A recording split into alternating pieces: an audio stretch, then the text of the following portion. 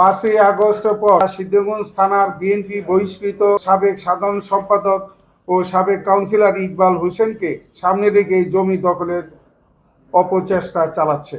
বিগত আওয়ামী লীগ সরকারের আমলে আমরা রাজনৈতিক জুলুমের শিকার হয়েছি। তখন সিদ্ধিরগঞ্জ থানার আওয়ামী লীগের সেক্রেটারি হাজী ইয়াসিনকে ব্যবহার করে মিতালি মার্কেট কমিটি আমাদের জমি দখলের পায়তারা চালিয়েছিল।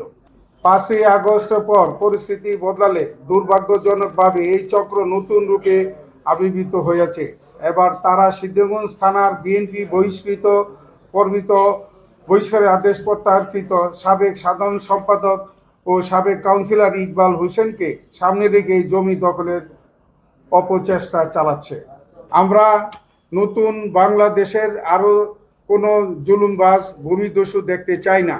আমি মাননীয় প্রধানমন্ত্রী জনাব তারেক রহমানের কাছে করজোড়ে আবেদন জানাচ্ছি, আপনার দলের নাম ভাঙিয়ে যারা সন্ত্রাসী কর্মকাণ্ড চালাচ্ছে তাদের বিরুদ্ধে কঠোর সাংগঠনিক আইনি ব্যবস্থা নিন।